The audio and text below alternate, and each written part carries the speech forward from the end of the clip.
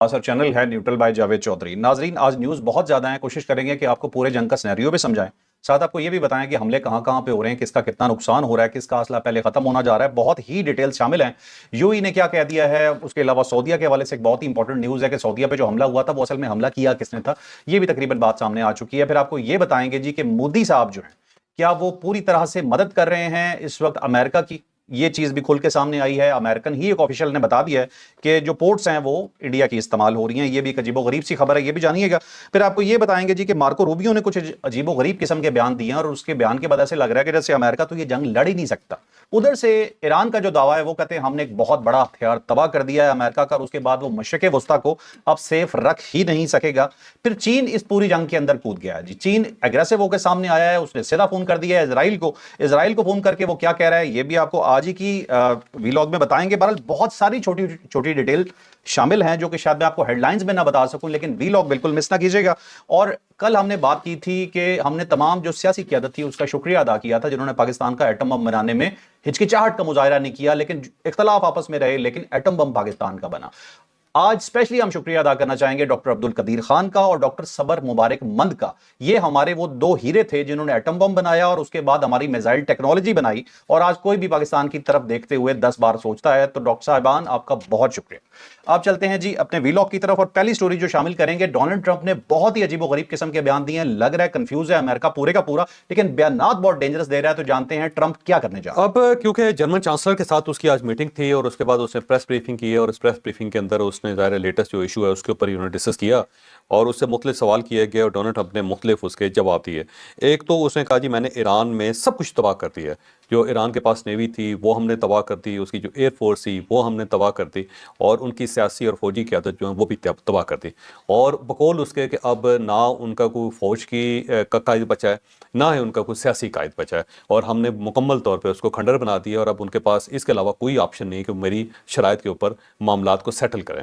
और साथ उसने कहा जी को मेरे साथ मुज़ाकरात करना चाहते हैं, लेकिन अब देर बहुत ज़्यादा हो गई। और साथ उसने एक अजीब सी बात की, उसने कहा जी मुझे पता ही चला कि वो पहले हमला करना चाहते हैं, यानी ईरान पहले हमला करना चाहता है, तो फिर मैंने उसके ऊपर हमला कर दिया। फिर वो उसने कहा कि अब ये एक मीडिया में, क्योंकि बहुत सारी खबरें चल रही हैं ना जी, एक मीडिया के अंदर ये खबर चली कि इसराइल जो है उसने मजबूर किया अमेरिका को, और उसके बाद अमेरिका ने अटैक कर दिया। और उसके ऊपर उसने ये जवाब दिया है कि ये गलत है और मैंने इनको कायल किया था कि ये अटैक होना चाहिए। साथ उसने कहा जी जो लोग या जो मुल्क ईरान को सपोर्ट कर रहे थे या जो ये कह रहे थे कि जी हमारी सरजमीन इस्तेमाल नहीं होनी चाहिए, अब वो हमारे साथ खड़े हैं। यानी कि खलीजी जो ममालिक हैं, जो गल्फ़ की स्टेट्स हैं, उनके बारे में वो बात कर रहा है कि वो सारे के सारे हमारे साथ खड़े हैं। क्योंकि उससे पहले इन सब लोगों ने, सब मुल्कों ने एतराज़ किया था कि आप हमारी सरजमीन इस्तेमाल न करें, हम बिल्कुल करीब हैं और ईरान बराह रास्त हमारे ऊपर हमला कर देगा। तो अब वो कह रहे हैं जी कि वो मेरे साथ हैं, और उन्होंने कहा जी बिल्कुल ठीक है और आपने ठीक किया। तो डोनाल्ड ट्रंप ये क्लेम कर रहा है। और उसके साथ उसने कहा जी वहाँ पे बदतरीन सूरत हाल है, और इस बदतरीन सूरत हाल में ईरान के पास कोई और ऑप्शन नहीं है। साथ वो ये कह रहा है कि वहाँ ईरान के अंदर जिनके पास इख्तियार था वो ख़त्म हो गए हैं, और एक इससे ज़्यादा बदतरीन सूरत हाल ये होगी कि वहाँ वो ऐसे लोग इक़्तिदार में आ जाएं, या ऐसे लोगों को वो इक़्तिदार में ले आएँ जो आयतुल्ला खामनाई से ज़्यादा शिद्दत पसंद है। ये बदतरीन सूरत हाल होगी। वैसे उसने कहा जी कोई ऐसा मसला नहीं है। ये भी उससे सवाल हुआ था कि आपने हमला करने के बाद आपके पास प्लान क्या है, प्लान क्या है। साथ ही उसने कहा जी तेल की कीमतें बढ़ेंगी और ये कुछ अर्से के लिए होंगे, जब हालात सेटल हो जाएंगे तो तेल की कीमतें कम हो जाएंगी। लिहाजा उसने कहा जी पेटी कस लें, तेल की कीमतें तो ज़्यादा होंगे। ठीक है, ये उसने तस्लीम कर लिया। और साथ साथ उसने जो रज़ा शाह पहलवी उसको फारिग कर दिया। उसने कहा रज़ा शाह पहलवी जो है कठपुतली साबित हुआ है, और वो मेरा ख्याल ये है कि वो जाके वहाँ पे मामलात को सेटल नहीं कर सकता, तो क़यादत जो है अंदर से आनी चाहिए। तो अंदरूनी क़यादत जो है ना उसके बारे में उसने कहा। उसका मतलब ये हुआ कि रज़ा शाह पहलवी वाला कार्ड जो है वो ज़ाया चला गया, और वो डोनाल्ड ट्रंप ने वापस ले लिया। साथ ही उसने ये भी कहा कि मैंने जी 8 जंगें रुकवाई और 9वीं भी मैं रोकूंगा। अच्छा, ये बड़ी दिलचस्प बात है, खुद स्टार्ट की है और खुद ही कह रहे हैं कि मैं रोकूंगा। तो वैसे तो पहले भी उन्होंने खुद ही स्टार्ट की थी और खुद ही रोक रहे थे। साथ एक वॉल स्ट्रीट जर्नल की एक रिपोर्ट है, वो बड़ी हैरान कुन है। और उसने कहा जी कि एक ग्रोह है, मुख्तलिफ ग्रोह हैं जो ईरान के अंदर हैं, और वो वहाँ पे अबतरी फैला रहे हैं और वहाँ पे फसादात फैला रहे हैं। तो डोनाल्ड ट्रंप जो उसने इतवार को उनसे रब्ता किया संडे को, और उसने ये फैसला किया, ये सोचा कि कुछ अंदिया भी दिया कि हम इनको सपोर्ट करते हैं, हम इनको असला देते हैं, हम इनको पैसा देते हैं, और साथ इनको इंटेलिजेंस रिपोर्ट्स देते हैं, और इनसे कहते हैं कि आप अपराइजिंग स्टार्ट करें अंदर। ठीक है। और ये एक वॉल स्ट्रीट जर्नल ने दावा किया है कि इनको जो है अगर दे दिया गया सब कुछ तो ये सिविल वार स्टार्ट हो जाएगी। तो मेरा ख्याल ये है कि सिविल वार की तरफ तो अमेरिका बहुत अरसे से जा रहा था, وہ جو دکانداروں نے وہاں پہ فسادات پھیلائے تھے اس کے اوپر بھی امریکہ بہت زیادہ اور اسرائیل کو بہت زیادہ امید تھی، لیکن کوئی خاص وہاں پہ ڈینٹ نہیں ڈالا جا سکا، جبکہ بہت زیادہ اس زمانے میں مساجد تک کے اوپر حملہ ہوا تھا، مزارات جلا دیے گئے تھے، بازار کے اندر افراتفری مچی تھی اور بڑے 3,500 لوگ مارے گئے تھے اس کے اندر۔ ٹھیک ہے، اگر اس وقت کچھ نہیں ہو سکا تو میرا نہیں خیال کہ اس وقت کوئی گروہ باہر نکلے گا، کیونکہ جو آیت اللہ خامنئی کے اوپر جو حملہ کیا انہوں نے، اس نے ایران کو مکمل طور پہ اکٹھا کر دیا۔ ٹھیک ہے، اب گورنمنٹ کے اوپر اعتراض ہو سکتا ہے، آیت اللہ خامنئی صاحب کے کچھ جو جیسچرز ہیں اس کے اوپر اعتراض کیا جا سکتا ہے، لیکن جو ان کا معیار ہے، جو ان کا وقار ہے، اس کے اوپر کوئی بات نہیں ہو سکتی۔ ٹھیک ہے، لہٰذا ایران جیسے سوسائٹی کے اندر،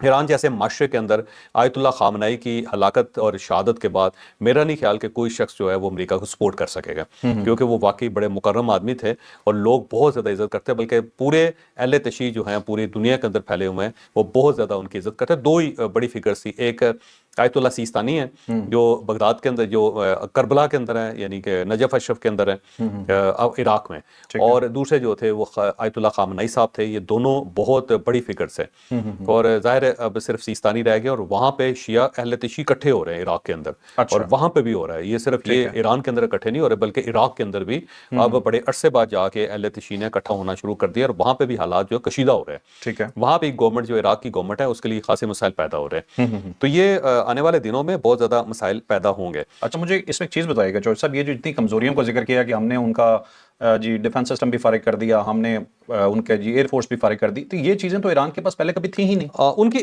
نیوی تھی، اس میں کوئی شک نہیں ہے، نیول وہ فورس ہے، لیکن وہ بہت زیادہ اس کے اندر اتراتے نہیں تھے۔ اس کی وجہ یہ تھی کہ 45 سال ان کے اوپر پابندیاں رہی ہیں، تو اپنی نیوی کو بہت زیادہ ڈیولپ نہیں کر سکے۔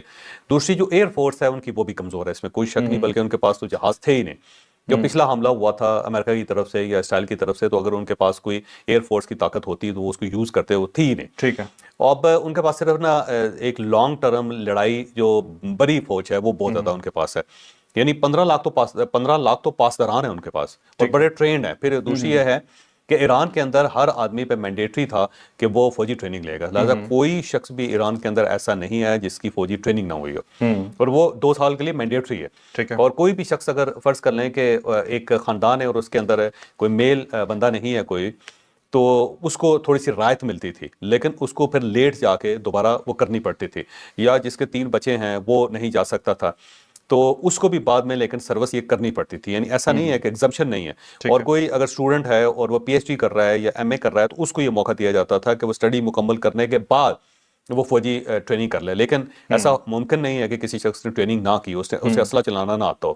تو 9 کروڑ اگر آبادی ہے تو اس میں سے آپ سمجھیں کہ 5-6 کروڑ لوگ جو ہیں وہ سولجر ہیں، وہ ٹرینڈ سولجر ہیں، ٹھیک ہے، تو اس میں وہ ایکسپرٹ ہیں۔ اور جو ٹرمپ صاحب یہ سوچ رہے ہیں نا کہ اسرائیل یہ سوچ رہا ہے کہ ہم گراؤنڈ فورسز کو ایکٹیو کریں گے، تو اگر یہ ایکٹیو ہو گئی تو ایک ایسی لڑائی میں داخل ہو جائیں گے جس سے جان چھوٹنی ان کی بڑی مشکل ہوگی، کیونکہ ایرانیوں کا بڑا پیشنس ہے، اور ایران جو ہے 6000 سال سے جنگیں لڑ رہا ہے، اس کو پتا ہے کہ جنگ ہوتی کیا ہے اور کس طرح اس نے لڑنا ہے، تو یہ امریکیوں کے لیے بڑا مسئلہ بن جائے گا۔ ٹھیک ہے، دوسرا، اگر اس نے گراؤنڈ فورسز کی ضرورت پڑ گئی اور اس نے اتارنے ہوئے تو پھر پاکستان کے لیے بڑا مشکل وقت آ جائے گا، پھر پاکستان جو ہے نا ٹیکنیکلی پاکستان ایک مشکل میں پھنس جائے گا۔ اس کی وجہ ہے کہ 3 ہی اس کے پاس سورسز ہے جس کے ذریعے وہ اپنے سولجرز کو ایران کے اندر اتار سکتا ہے، ایک ترکی ہے، اور ترکیہ جو ہے میرا نہیں خیال کہ اس وقت وہ جو ہے یہ انیشیٹو لے گا۔ ترکیہ صاف انکار کر دے گا، اردوغان صاف انکار کر دے گا امریکہ کو، کیونکہ اسے اندازہ ہے کہ اس کا نتیجہ کیا نکلے گا۔ اس کے بعد افغانستان ہے، وہاں پہ صورتحال خراب ہے، اور وہاں اس وقت یہ ہو سکتا ہے کہ وہاں پہ پراپر امریکہ کیپچر کر لے گا، پاکستان نے سافٹ بہت کر دیا ہوا ہے اس وقت افغانستان کو، تو پھر یہ ہو سکتا ہے کہ افغانستان کا روٹ استعمال کر کے ایران کے اندر وہ اپنی سولجرز کو اتار لیں، اور اس کے بعد پھر پاکستان بچتا ہے، کیونکہ پاکستان کے ساتھ ایک بڑا وسیع بارڈر ہے اور اس بارڈر کو امریکہ استعمال کر سکتا ہے۔ تو اگر گراؤنڈ فورسز اتارنے کا فیصلہ کر لیا ڈونلڈ ٹرمپ نے تو پاکستان کے لیے بڑا مشکل ہو جائے گا انکار کرنا۔ اگر انکار کرتا ہے تو پھر پاکستان کے ساتھ وہی سلوک ہوگا، یہ جو بار بار وہ کہہ رہے ہیں نا 8 جنگیں ریکوائرڈ، سب سے بڑی انڈیا اور پاکستان کی، اور پرائم منسٹر شہباز شریف اور فیلڈ مارشل، اس سے منحرف ہو جائے گا، وہ اس سے پیچھے ہٹ جائے گا۔ اور پھر اس کے بعد جیسے اسپین کے ساتھ اس نے کیا نا، اسپین نے کل انکار کیا نا، اس نے کہا اپنے اڈے نہیں دوں گا، تو اس نے 2 چیزیں، اس نے کہا میں اڈے تو لے کے رہوں گا، مجھے اجازت لینے کی ضرورت ہی نہیں، اور ساتھ اس نے کہا ہے کہ ان کے ساتھ جو ہماری ٹریڈ ہے اس کو روک دے، بند کرتے ہیں۔ تو وہ ذرا بالکل تھوڑا سا جس کہتے ہیں نا ایک پاگل بھینسا، وہ اس ٹائپ کی صورتحال اس کی ہوئی ہے، اور جو ملک بھی انکار کرے گا اس کو پھر وہ بریکٹ میں ڈال دے گا ایران کے۔ اور پاکستان جو ہے بڑا سمارٹلی اس وقت کھیل رہا ہے، وہ اپنے بھائیوں کے ساتھ بھی ہے، ان کی سپورٹ بھی کر رہا ہے، امریکہ سے بھی بچ کے رہ رہے ہیں، تو وہ ہمارے لیے پھر ایک فیصلہ کرنا بڑا ڈیفیکلٹ ہو جائے گا کہ ہم نے امریکہ کو سپورٹ کرنا ہے یا پھر ایران کو سپورٹ کرنا ہے. دونوں کی ایک قیمت ہوگی، پھر پاکستان کو وہ قیمت دینی پڑے گی. اچھا، ٹرمپ جھوٹ بھی بہت زیادہ بول رہا ہے. اب یہ بتائیں کہ اگر نیوی اتنی کمزور ہے تو ذرا پھر آبنائے حرمت سے اپنے آئل ٹینکر گزار کے دکھائیں نا. وہ تو ان سے گزر نہیں رہے. تو وہ ظاہر ہے وہ ابنائے ہرمز کو اگر دیکھیں نا، وہاں پہ کوئی اور سوائے ایران کے کوئی وہاں پہ پرویل نہیں کر سکتا. وہ اس کی پوزیشن اس ٹائپ کی ہے. بالکل وہ وہاں سے آپ جہاز جو ہے ایران کی مرضی کے بغیر نہیں نکال سکتے. بالکل صحیح. چلیں جی اب چلتے ہیں نیکسٹ سٹوری پہ. نیکسٹ سٹوری ہوگی جی اسرائیل پہ اٹیکس کے حوالے سے. ہم آپ کو کچھ فوٹیجز دکھائیں گے جو ویریفائڈ فوٹیجز ہیں. جب میں نے یہ فوٹیجز پہلی بار دیکھی تو مجھے خود کو یقین نہیں آ رہا تھا کہ یہ اوریجنل ہے. مجھے ایسے لگ رہا تھا جیسے اے آئی یا کسی گیم کی کوئی فوٹیج ہوگی. اتنے تباہ کن حملے ہیں. ایسے لگتا ہے کہ ایک بم گرا ہے اور ساتھ آدھا شہر وہ اپنے ساتھ لے گیا. تو ایران نے واقعی بہت خطرناک قسم کے میزائل بنائے ہیں اور وہ جو ایک شیطان وہاں بیٹھا ہے جس کا نام نتن یاہو ہے اس کی طبیعت واقعی ہی صاف ہو رہی ہے. تو کہ اس سٹوری کے ساتھ ساتھ جب چوہے صاحب اس کی تھوڑی ڈیٹیل بتا رہے ہوں گے تو میں چاہوں گا کہ فوٹیجز بھی پروڈیوسر صاحب ساتھ چلا دیں تاکہ آپ وہ بھی دیکھتے جائیں کہ ہوا کیا ہے. اب یہ تل ابیب ہے، حیفا ہے اور اس کا یروشلم ہے، اور یہ تینوں شہر جو ہیں اس وقت ٹارگٹ ہیں. بلکہ بہت 11-12 شہر ایسے ہیں اسرائیل کے جو ٹارگٹ ہے. پورا اسرائیل کیونکہ چھوٹا سا ملک ہے. اگر آپ اس کو نقشے میں دیکھیں تو آپ کو ایک پٹی سے نظر آتی ہے اور 1 کروڑ آبادی ہے اس کی، لیکن اس 1 کروڑ آبادی نے اور چھوٹی سی پٹی نے پوری دنیا کا ناک میں دم کیا ہوا ہے. اور یہ ملک بھی جو عرب ہیں ان کے علاقے چھین کے اس کو آرٹیفیشلی بنایا گیا تھا اور اس کے اندر تمام دنیا جہان کے جو یہودی ہیں ان سب کو آباد کر دیا گیا تھا. آباد کرنے میں بھی کوئی اعتراض نہیں ہے، ملک بنانے میں بھی کوئی اعتراض نہیں ہے. ملک اسی طرح بنتے ہیں تھوڑے تھوڑے کاٹ کے. مثلا دیکھیں نا ایران کے حصے کاٹ کے وہ ٹرکی کے اندر ٹرکی میں شامل کیے گئے، پھر افغانستان کے اندر شامل کیے. ملکوں کا جغرافیہ بدلتا رہتا ہے. یہ اسی طرح بنتے ہیں. وہ ادھر سے کاٹ کے ادھر جوڑ دیا، ادھر سے کاٹ کے ادھر جوڑ دیا. اس میں کوئی حرج نہیں ہے. اسرائیل اگر بنتا ہے تو بن جائے، لیکن فلسطین بننا بھی ضروری ہے. فلسطین بھی ایک انڈیجنس کنٹری تھا اور انڈیجنس کنٹری ہے، اس کو تسلیم کرنا بھی ضروری تھا. اور پھر جو کلینزنگ ہو رہی ہے وہاں مسلمانوں کی، وہ جو ہے اس کے اوپر اعتراض ہے، اس کے اوپر ایشو ہے. اور دوسرا یہ ہے کہ پورے عالم اسلام کو بلکہ پوری دنیا کا جو امن ہے اس کو خطرے میں ڈال دینا، اس کے اوپر اعتراض ہے. پھر غزہ کے اوپر جو اٹیک کیا گیا، وہاں جو جینوسائیڈ کیا گیا، اس کے اوپر اعتراض ہے. تو یہ جو چیزیں ہیں نا اس کے اوپر اعتراض کرنا چاہیے اور عالم اسلام کو اس کے اوپر ہے. لیکن اب جو فوٹیج ہمارے پاس ہیں، ہم نے جب وہ دیکھی تو ایسا محسوس ہوتا تھا کہ جیسے یہ آرٹیفیشل تصویریں ہیں یا اے آئی جنریٹڈ ہیں، کیونکہ اتنا خوفناک ہو نہیں سکتی کوئی فوٹیج وغیرہ. لیکن جب ہم نے اس کو ٹیسٹ کیا، کنفرم کیا، تو پتہ چلا کہ ساری کی ساری تصویریں جو جینون ہیں. تو تصویریں جو ہیں آپ کی اسکرین پہ آ رہی ہیں اور آپ اس کو دیکھ لیں، آپ اس کو دیکھیں، آپ کو اندازہ ہوگا کہ کیا صورتحال ہے. وہاں پہ فوٹیجز ہیں اور یہ بہت ہی خوفناک قسم کی صورتحال ہے تل ابیب کے اندر اور یروشلم کے اندر اور باقی شہروں کے اندر. یہ جو فوٹیجز ہیں یہ بنائی فلسطینیوں نے ہیں، کیونکہ جو بھی میزائل اوپر سے گزرتے ہیں وہ اپنی بالکنیوں سے یا اپنی گلیوں سے اپنے گھروں سے فوٹیجز بنا کے ریلیز کرتے رہتے ہیں. اور کچھ ایسے ہی فوٹیجز ہیں جو اسرائیلی لوگوں نے خود بنائی ہیں، اسرائیلی سٹیزن نے بنائی ہیں اپنی بالکنی، اپنے چھتوں کے اوپر کھڑے ہو کے یا جہاں سے بھی ان کو ایکسیس ملتا ہے وہاں. اس کے علاوہ اسرائیل کے اندر اس وقت جو میڈیا ہے اس کے اوپر مکمل پابندی ہے، بین ہے. کوئی چیز وہاں سے باہر نہیں نکل سکتی، کوئی رپورٹنگ نہیں ہو سکتی اور گورنمنٹ نے فل کنٹرول کیا ہوا ہے. لیکن اس کے باوجود سوشل میڈیا جو ہے اس کے اوپر چیزیں گردش کر رہی ہیں. تو ایران نے مت مار کے رکھی ہوئی ہے. لیکن ایک بڑا سوال یہ ہے کہ اس جنگ کے آخر میں ہوگا کیا؟ اگر امریکہ ہار جاتا ہے یا اسرائیل ہار جاتا ہے، یہ ان کو ہار نظر آتی ہے تو کیا ہوگا؟ یہ آگے چل کے میں بتاؤں گا. بڑا خوفناک سینیریو ہے. یہ بالکل اینڈ پہ ڈسکس کر لیں، اس کو اینڈ پہ ڈسکس کریں گے. ٹھیک ہے. اچھا چلیں، ایک اور خبر آئی. وہ خبر یہ تھی کہ 4.3 کا زلزلہ آیا ہے ایران کے اندر اور اس کے بعد گردش میں آ گئی یہ والی افواہ کہ شاید ایران نے ایٹم بم کا تجربہ کر دیا ہے. تو اس کے حوالے سے جانتے ہیں کہ اب تک کی رپورٹس کیا. یہ گاش کا علاقہ ہے، اس کے اندر زلزلہ ہے 4.3 ریکٹر سکیل کے اوپر اس کی انٹینسٹی تھی. اور اس کے بعد یہ خبریں، یہ شمالی مغربی علاقہ ہے ایران کا اور پہاڑی علاقہ بھی ہے. اور اس کے بارے میں پھر یہ خبریں گردش کرنی شروع ہو گئی کہ یہ جو زلزلہ ہے یہ ایٹمی تجربے کا ہے، ایران نے ایٹمی تجربہ کر لیا. اب اگر ایران نے ایٹمی تجربہ کیا ہوتا تو اس نے اناؤنس کر دینا تھا فوری طور پر. اس نے کہا جی ہم نے کر لیا اور یہ ہم نے تیار رکھا ہوا ہے، اب ذرا ہماری طرف دیکھو تو صحیح. ٹھیک ہے. اس کے بعد پھر جنگ کی نوعیت چینج ہو جانی تھی. لیکن اگر ایران نے کلیم نہیں کیا تو پھر ہو سکتا ہے یہ زلزلہ ہی ہو. لیکن ایک خبر ہے جو میں آپ کے ساتھ شیئر کرنا چاہتا ہوں، ایران ہے بہت زیادہ قریب، کیونکہ یہ جتنا عرصہ یہ سارا معاملہ چلتا رہا ہے ایران اپنے جو نیوکلیر ویپنز ہیں ان کی تیاری کرتا رہا ہے. ٹھیک ہے. اور اب آخر میں تو اس نے ان ملکوں سے بھی مدد لی ہے جو نہیں چاہتے کہ امریکہ اس خطے میں جنگ لے کے آئے. ٹھیک ہے. اچھا چوہے صاحب، یہ جب امریکہ جو بمبنگ کر رہا ہے 30 بم 100 بم مار رہا ہے آ کے، تو یہ بھی تو پاسبل ہے کہ ٹیکٹونک پلیٹس جو ہیں وہ تھوڑی سی ہل گئی اور اس کی وجہ سے ڈسبیلنس سے زلزلے آ رہے ہیں. ہو سکتا ہے ایسا، لیکن اتنی گہرائی میں ظاہر بم نہیں جاتا. یہ تو جو ٹیکٹونک پلیٹس ہیں وہ بہت نیچے ہیں. نہیں، وہ اس کا امپیکٹ بہت زیادہ ہو رہا ہے نا، اتنے گہرے بم مارے جا رہے ہیں. ہو سکتا. ٹھیک ہے. چلیں اب ایک خبر میں شامل کرتا ہوں مارکو روبیو کے حوالے سے، جو وزیر خارجہ ہیں جی امریکہ کے. اور سمجھ نہیں آ رہی، ایسا ہی لگ رہا ہے کہ جیسے وہ بہت زیادہ کنفیوز ہیں اپنے صدر کی طرح یا اپنے ملک کی طرح. تو انہوں نے کچھ بیانات دیے ہیں، اس بیانات سے تو دیکھ کے ایسا ہی لگ رہا ہے کہ جیسے اسلحہ اگر جلدی ختم ہوگا تو وہ امریکہ کا ہوگا, وہ اسلحہ ایران کا جلدی نہیں ختم ہونے والا. یہ بھی ہم بتائیں گے کیوں کہہ رہے ہیں. پھر بلومبرگ نے ایک حیران کن رپورٹ دے دی ہے کہ یہ جنگ بہت مہنگی پڑ رہی ہے اسرائیل کو اور امریکہ کو, اور یہ جنگ اگر کچھ عرصہ چلتی رہی تو یہ کنگال ہو جائیں گے دونوں ملک. ایران نے بڑا سمارٹلی پلے کیا ہے, انہوں نے اپنی بہت سستی چیزوں کو بہت مہنگی چیزوں کے سامنے لا کے کھڑا کر دیا کہ ایک, بلکہ اس ڈیٹیل کو میں کہتا ہوں چوہدری صاحب ذرا بتائیں کہ یہ بتائیں ہوا کیا ان کے ساتھ. اب مارکو روبیو کا یہ کہنا ہے کہ ایران کے پاس مہینے میں 100 میزائل بنانے کی کیپیسٹی ہے, یعنی کہ وہ 100 میزائل جو ہے بیلسٹک میزائل جو ہے نا ایک مہینے کے اندر بنا سکتا ہے, جبکہ ہم جو انٹرسیپٹر ہیں جس سے انٹرسیپٹ کیا جا سکتا ہے اس کو امریکہ وہ بمشکل ایک مہینے میں 6 سے 7 بنا سکتا ہے. تو یہ مجھے اس چیز کی سمجھ نہیں آئی کیونکہ یہ ٹویٹر کے اوپر چل رہی ہے. میرا نہیں خیال کہ اتنی لو کیپیسٹی امریکہ کے پاس ہو سکتی ہے, اور اگر امریکہ کے پاس اتنی کیپیسٹی لو ہے تو پھر حیران کن بات ہے. پھر اس کا مطلب ہے کہ یہ تو پھر جنگ ہار جائے گا امریکہ. اب انٹرسیپٹر جو ہے وہ اب اس کے بارے میں بلومبرگ نے ایک رپورٹ دیا, اس نے کہا جو ایران جو ایک ڈرون بناتا ہے اس کے اوپر $20,000 خرچ آتا ہے, لیکن جو انٹرسیپٹر ہے جس کے ذریعے اس ڈرون کو گرایا جاتا ہے اس کے اوپر $4 ملین خرچ ہوتے ہیں.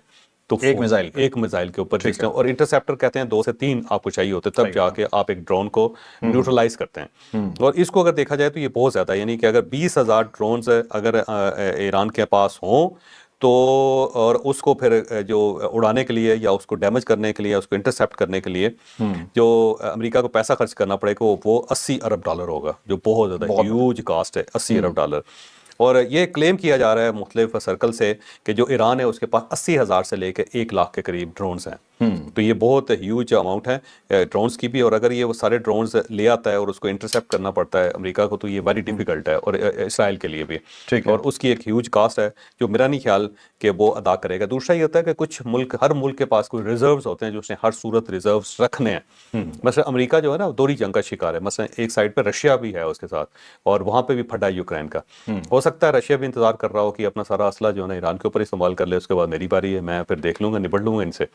تو کچھ ریزروز ہوتے ہیں جو انہوں نے ہر صورت رکھنے ہوتے ہیں, اگر ریزروز نہیں رکھیں گے تو پھر ان کا دفاع کمزور ہو جاتا ہے. تو اب انہوں نے وہ رکھنے. اب یہ اضافی ہے جو انہوں نے استعمال کرنے, اب جو اضافی ہے اگر ختم ہو گئے تو کیا ہوگا وہ آگے چل کے میں بتاؤں گا. وہ سیناریو بڑا خوفناک ہے, کیونکہ اس سے پھر پوری دنیا جو ہے ایک بار مرتبہ ہل کے رہ جائے گی, کیونکہ امریکہ نے جنگ ہارنی نہیں ہے.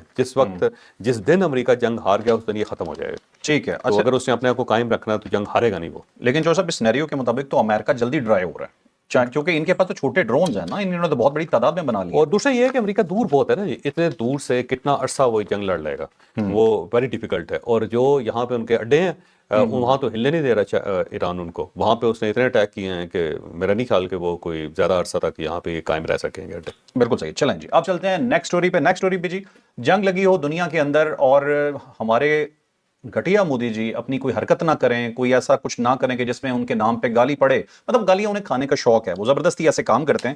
اب ایک امریکن ہی بندہ ہے, ان کی فوجی کا بندہ ہے, اس نے ایک بیان دیا ہے, اس بیان نے ہلا کے رکھ دیا پورے انڈیا کو کہ جتنی جنگ ہو رہی ہے ایران کی, سب سوچ رہے تھے نا خلیجی ممالک اور یہ وہ یہاں سے ساری ہیلپ ہو رہی ہے, اس نے بتایا کہ اصل ہیلپ کہاں سے ہو رہی ہے. تو مودی جی نے اپنی اوقات دکھا دی ہے, اس سٹوری میں جانتے ہیں. اب دیکھیں, ایک سابق سیکرٹری آف ڈیفنس ہے, اس کے ایک ایڈوائزر ہے, اس کا نام کرنل ڈگلس ہے, اس کی جو اس وقت ویڈیو بہت وائرل ہو رہی ہے, چل رہی ہے. اس نے کہا جی ہماری جتنی پورٹس تھی گلف کے اندر وہ ساری تباہ ہو گئی ہیں, اور وہاں سے ہم ایران کی جنگ کو آپریٹ نہیں کر پا رہے, وہاں سے ہم اپنا ڈیفنس نہیں کر پا رہے, وہاں سے ہم افینس بھی نہیں کر پا رہے. تو پھر مجبوری میں ہم نے انڈیا سے رابطہ کیا, اور انڈیا نے اپنی بندرگاہیں جو ہے ہمارے حوالے کر دی. اب انڈیا کی بندرگاہیں استعمال ہو رہی ہیں ایران کے خلاف, اور یہ ایک نیا سینیریو ہے. اگر اس کرنل کی بات کو تسلیم کر لیا جائے اور واقعی یہ بات اتھینٹک ہے تو پھر یہ نیا سینیریو ہے. پھر انڈیا نے, اس کا مطلب یہ ہے کہ اسرائیل کا اور امریکہ کا ہاتھ پکڑ لیا ہے, اور جو ایران جس کے ساتھ وہ اس کا بڑا بھائی چارہ تھا, بڑا پرانا بھائی چارہ تھا, اس نے ایران کا ہاتھ چھوڑ دیا ہے. تو ایران جو ہے نا اب اس کو بھی اپنا دشمن سمجھے گا. تو یہ ایک نیا سینیریو ہے. اس سینیریو کو ظاہر ہے کوئی اور ہی کلیریفائی کر سکتا ہے, ویسے تو نہیں. ویسے اس کے اندر ایک اور جو خبر آئی ہے وہ بڑی دلچسپ ہے. ایران, اب ایران کی طرف آتے ہیں نا, جو ایران نے کچھ اٹیکس کیے ہیں. ایک تو ایران نے کہا کہ خلیج فارس جو ہے اس کے اندر امریکہ کا سب سے بڑا ریڈار سسٹم تھا, اس سسٹم کو اس نے کہا جی میں نے ڈیمیج کر دیا ہے. پھر یہ پورے مشرق وسطی کی نگرانی کرتا تھا اور وارننگ بھی دیتا تھا. 5,000 کلومیٹر اس کی رینج تھی, اور یہ انٹرسیپٹ بھی کرتا تھا, اور اتنا بڑا جو سسٹم ہے اس کو اس نے کہا جی میں نے ڈیمیج کر دیا. اور اب اس کے اوپر امریکہ ہی جواب دے سکتا ہے اس کا. ایران نے اگر کلیم کیا تو ظاہر کچھ سوچیے کلیم کیا ہوگا. پھر راکچی صاحب جو ہیں, عباس راکچی صاحب جو وزیر ان کے خارجہ ہیں, انہوں نے کہا ہے یہ بیان بہت امپورٹنٹ ہے کیونکہ سعودی عرب اور عمان جو ہے اس کے اوپر اٹیک ہوئے ہیں, اور اس نے ایران نے ڈکلیئر کیا ہے کہ ہم نے یہ اٹیکس نہیں کیے, نہ ہم نے سعودی عرب کے اوپر کیے ہیں جو ریاض ایئرپورٹ کے اوپر, اور پھر آئل ریفائنری جو ہے راست نورا کے اندر. تو اس نے کہا جی یہ حملہ ہم نے نہیں کیا. اور ساتھ اس نے کہا جی عمان کے اوپر جو اس وقت حملے ہو رہے ہیں کیونکہ وہاں پہ بھی پورٹ کے اوپر حملہ ہوا ہے, اس نے کہا یہ حملہ ہم نے نہیں کیا. اب سوال یہ ہے کہ اگر یہ حملے انہوں نے نہیں کیے تو کس نے کیے ہیں؟ کیونکہ کل جو موساد کے بارے میں خبریں گردش کر رہی تھی کہ موساد جو ہے اس کے ایجنٹ ایکٹیو ہیں اور وہ وہاں پہ جان بوجھ کے حملے کریں گے, دھماکے کریں گے تاکہ ان کی لڑائی ہو جائے آپس میں. تو پھر ایران نے اگر یہ ڈکلیئر کر دیا ہے تو پھر اس کا مطلب یہ ہوا کہ موساد کے ایجنٹس ہیں, اور پھر یہ گلف کی اسٹیٹس کو سوچنا پڑے گا کہ یہ تو کون لوگ ہیں اور کیوں یہ چاہتے ہیں کہ پورا مشرق وسطیٰ تباہ ہو جائے. بالکل صحیح. اچھا, اس کے ساتھ ساتھ جو ہے نا ایرانی صدر نے کہا ہے کہ ہم حالت جنگ میں, لیکن اس کے باوجود جو گورنمنٹ کی سرگرمیاں وہ جاری اور ساری ہیں, تو وہ کہتے ہیں گورنمنٹ فنکشن کر رہی ہے, گورنمنٹ کولیپس نہیں کی. اور ساتھ ہی چین جو ہے اس کے وزیر خارجہ نے فوری طور پہ رابطہ کیا ہے اسرائیل کے وزیر خارجہ سے اور اس سے کہا ہے کہ آپ جنگ روکیں کیونکہ جنگ سے مسائل جنم لیتے ہیں اور پھر طویل عرصے تک یہ مسائل جو ہے چلتے رہتے ہیں, تو بہتر یہ ہے کہ آپ معاملات کو سیٹل کریں. اور اس سے پہلے چین کے وزیر خارجہ جو ہے اس نے عمان سے رابطہ کیا, ایران سے رابطہ کیا, فرانس سے رابطہ کیا اور رشیا سے رابطہ کیا. تو اب یہ چائنا جو ہے نا اس جنگ کے اندر آ رہا ہے. اب یہ جنگ کے اندر آ رہا ہے تو اس کا مطلب یہ ہوا کہ اس سے یا تو جنگ روکنے کی کوشش کرے گا, ویسے وہ فزیکلی اس نے یہ نہیں کہا جی کہ میں ان کے ساتھ کھڑا ہوں یا میرے جہاز حاضر ہیں. ویسے تو پچھلے دنوں آپ کو پتا ہوگا کہ چائنا نے رشیا کے ساتھ مل کے ایکسرسائزز بھی کی تھی, اور اگر ایکسرسائز کی تھی تو ایک ویسل لے کے رکھ لیتا یہاں پہ, کھڑا کر دیتا وہ گلف کے اندر کہ جناب یہ ہمارا ویسل کھڑا ہے اور اب دیکھتے ہیں کہ کون جنگ کرتا ہے. لیکن سیریس لگ رہا ہے چائنا ابھی سردست نہیں, نہ رشیا لگ رہا ہے نہ چائنا لگ رہا ہے. اسرائیل کو ڈائریکٹ فون کرنا سگنیفیکنٹ نہیں ہے یہ اس طرح تو ملک کرتے رہتے ہیں, وہ اس سے کوئی فرق نہیں پڑتا جب تک ایکٹیو نہیں ہوگا ملک کوئی. ٹھیک ہے, مطلب یہ ایک بس سو کالڈ ڈپلومیسی. یہ ہاں ڈپلومیسی ہے, ڈپلومیسی سے یہ مسئلہ حل نہیں ہوتا. ڈپلومیسی جنگ نہیں روکتے ہیں, یہ اس وقت ہی رکیں گے جب دونوں فریقین میں سے کوئی ایک فریقین جو ہے وہ گھبرائے گا, ڈرے گا, پیچھے ہٹے گا. ایک اور خبر ہے, شہباز شریف صاحب جو ہے انہوں نے اپوزیشن کی قیادت کو بلا لیا, انہوں نے کہا جی دونوں ایوانوں کے جو قائدین ہیں ان کو طلب کیا, تمام جو سیاستدان ہیں ان کو بلایا اور وہ بریفنگ دینا چاہتے ہیں ساری صورتحال کے اوپر. صبح 11 بجے ان کی طرف سے بریفنگ ہے, لیکن جو اپوزیشن ہے اس نے پہلے تو ٹائم مانگا کہ ہم سوچ کے آپ کو بتائیں گے, لیکن اب یہ خبر آئی ہے تازہ کہ پی ٹی آئی نے انکار کر دیا. انہوں نے کہا جی پہلے ہماری عمران خان صاحب سے ملاقات کروائیں, ہم ان سے پوچھیں گے اور اگر انہوں نے الاؤ کیا تو ہم جائیں گے ورنہ نہیں جائیں گے. ویسے یار زیادتی ہے, ویسے نہیں. تو صاحب یہ ان کا رونا کب ختم ہوگا؟ ٹھیک ہے خان صاحب کے ساتھ زیادتی بھی ہو رہی ہے, کچھ بھی ہو رہی ہے, ایک منٹ کے لیے ان کے لیے بات مان بھی لیں, کیا اس سینیریو میں یہ بات کرنا بنتا ہے؟ نہیں کرنی چاہیے. ملک کی سلامتی کا مسئلہ ہے, پوری عالم اسلام کی سلامتی کا مسئلہ ہے, ان کو جانا چاہیے. لیکن اگر یہ نہیں جاتے تو ایک اور بلیک سپاٹ ہوگا ان کے اوپر, اور یہ اپنے آپ کو خود الوف کر رہے ہیں. اس کا نقصان ان کو یہ ہوگا کہ آئندہ کوئی ان کو انوائٹ ہی نہیں کرے گا. نہیں انوائٹ کرے گا تو پھر یہ کیا کریں گے؟ پھر یہ کہیں گے جی ہمیں انوائٹ ہی نہیں کیا گیا. اور جو آخری خبر ہے وہ خبر خوفناک ہے. بی ایل اے نے چند دن پہلے پاک فوج کے 7 جوان اغوا کر لیے تھے اور ان کو شہید کر دیا گیا ہے. ابھی تازہ ترین خبر آئی ہے جو خوفناک ہے, اور یہ ان کے عوض کچھ لوگوں کو چاہتے تھے کہ رہا کر دیا جائے. جن لوگوں کا یہ مطالبہ کر رہے تھے ان میں 2-3 تو ایسے تھے جو پہلے مارے جا چکے ہیں, اور ریاست نے بتا بھی دیا کہ یہ تو ہمارے پاس ہے ہی نہیں, مارے جا چکے ہیں, ان کی لاشیں فلاں جگہ میں پڑی ہوئی, آپ نے خود دفن کیا ہوا ہے, یہ ہم کہاں سے لے کے آئیں گے. اور اس کے بعد وہ جو خواتین ان کی گرفتار ہیں ان کی گرفت کو چاہ رہے تھے کہ ان کو رہا کیا جائے, مارنگ بلوچ کو, تو پاکستان نے وہ انکار کر دیا, تو انہوں نے وہ جوان شہید کر دیے. تو اب اس کا مطلب یہ ہے کہ بی ایل اے کے اوپر بھی بڑا کڑا ٹائم آنے والا ہے. یہ اس معاملے میں پاکستان ایک قدم بھی پیچھے نہیں ہٹے گا. تو انہوں نے سارے ٹھکانے اڑا دینے, تو یہ ایک نیا آپریشن جو ہے نا وہ ہونے لگا. ٹھیک ہے. اور جو ڈونلڈ ٹرمپ کا ایک بیان ہے جس میں وہ یہ کہتے ہیں جی کہ وقت گزر چکا ہے, اب کسی قسم کی کوئی ڈپلومیسی یا مذاکرات نہیں ہوں گے, آپ کو یہ کتنا سیریس لگ رہا ہے یا پھر جائے گا پھر دوبارہ؟ یہ نہیں, اب مذاکرات جو ہے نا جب تک کوئی درمیان میں ملک نہیں آئے گا مذاکرات نہیں ہو سکتے. اور یہ دونوں ان میں سے جب کوئی خوف زدہ ہوگا, کوئی ڈرے گا, تھکے گا, تبھی یہ مذاکرات ہو سکیں گے, ویسے نہیں. اب جو ہمارا جو سینیریو ہم نے شروع میں آپ بتایا تھا کہ ایک تو پہلی بات یہ ہے کہ امریکہ سپر پاور ہے, واحد سپر پاور ہے دنیا کے اندر, اور اب اگر یہ حملہ اس کا ناکام ہو جاتا ہے اور امریکہ جو ہے اسے ٹف ٹائم ملتا ہے ایران سے, اور ایران جو ہے وہ ٹکا رہتا ہے اس کے خلاف, وہ ڈٹا رہتا ہے اس کے خلاف, تو اب پھر اس کے پاس آپشن نہیں ہوگا, پھر یہ سپر پاور ختم ہو جائے گی. بالکل اسی طرح جس طرح افغانستان ڈٹ گیا تھا رشیا کے خلاف, سوویت یونین کے خلاف, تو سوویت یونین ختم ہو گیا تھا. ٹھیک ہے. تو اب اگر یہ ایران ڈٹ جاتا ہے اور یہ لمبی جنگ کھیل لیتا ہے اور پھر امریکہ تھک جاتا ہے, تو پھر یہ امریکہ ایز اے سپر پاور ختم ہو جائے گا. ٹھیک ہے. تو مجھے خطرہ یہ ہے کہ اگر اس کو محسوس یہ ہوا کہ میں تھک گیا ہوں یا میرے پاس میزائل ختم ہو رہے ہیں, تو پھر یہ ایٹمی بم استعمال کر دے گا. پھر یہ ایٹم بم, محفوظ قسم کا ایٹم بم استعمال کرے گا, چھوٹے لیول کے, اور وہ ایران کے اندر یہ پھینکے گا, اور ایک عراق کے اندر پھینک دیا جائے گا جہاں وہ اہل تشیع اکٹھے ہو رہے ہیں. اور 2 یا 3 جو ہے نا میرا خیال ہے, مجھے خدشہ ہے اور یہ بہت ہی خوفناک خدشہ ہے کہ یہ ایران کے اندر استعمال کر کے پھر اس جنگ کو ختم کرنے کی کوشش کرے گا, اور ہو سکتا ہے یہ ڈائریکٹ خود نہ کرے, اسرائیل کو کہہ دے کہ جی آپ کر لوں. تو اس کا نتیجہ اس کے بعد کیا اس کا نتیجہ بڑا خوفناک ہوگا. پھر ایک تو ایران کے اندر تباہی بڑی ہوگی اور اس کے افیکٹس جو ہیں نا مجھے لگتا ہے کہ عرب اسٹیٹس تک بھی جائیں گے. لیکن اگر عرب اسٹیٹس تک چلے بھی جاتے ہیں تو امریکہ کو کیا فرق پڑتا ہے, اسرائیل کو کیا فرق پڑتا ہے, ٹھیک ہے مسلمان ہیں مرتے رہیں, کیا فرق پڑتا ہے. مسلمانوں کو ہوش آئے گا؟ ہوش اگر اب بھی نہیں آیا تو میرا نہیں خیال کہ بم کے بعد بھی آئے گا. تو وہ بڑا خوفناک سینیریو, کیونکہ امریکہ نے یہ جنگ جیتنی ہے, اس کی سروائیول ہی اسی کے اندر ہے, اور اگر وہ ہار جاتا ہے تو پھر یہ ختم ہو گیا, پھر یہ ختم ہو گیا.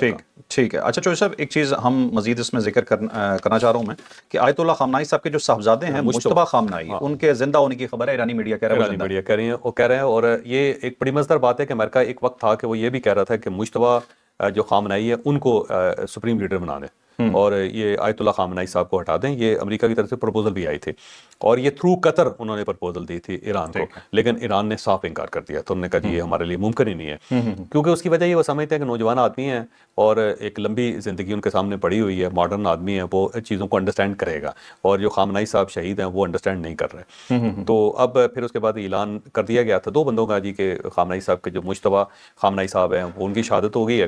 ساتھ ساتھ دوسرا اعلان یہ کیا گیا کہ وزیر دفاع جو نئے بنے ہیں جنرل مجید بن الرضا, جو 2 دن پہلے بنے تھے, نذیر سادات جو ان کے وزیر دفاع تھے, ان کی شہادت کے بعد تو کہا گیا کہ جی وہ بھی شہید ہو گئے ہیں. اس کو ایران نے تسلیم کر لیا کہ وہ 2 دن وزیر رہے ہیں اور اس کے بعد شہادت ہوگی, لیکن مجتبیٰ خامنئی صاحب کی شہادت کنفرم نہیں ہوئی. بالکل ٹھیک ہے جی. تو یہ تھا ناظرین آج کا ویلاگ, یقیناً آپ کے لیے انفارمیٹو رہا ہوگا. پریشان کن خبریں تھیں, ہم یہ تو نہیں کہہ سکتے کہ یہ بہت اچھی خبریں ہیں, لیکن آپ کو اپڈیٹ کرنا ضروری ہے. تو ایز اٹ از جو چیز ہمارے پاس آتی ہے اس سے آپ کو ہم آگاہ کر دیتے ہیں. اور باقی نتن یاہو ایک شیطان ہے اور میں اس پہ ہمیشہ لعنت بھیجتا رہوں گا. لائک شیئر سبسکرائب, اجازت دیجیے, اللہ حافظ. پاکستان زندہ باد.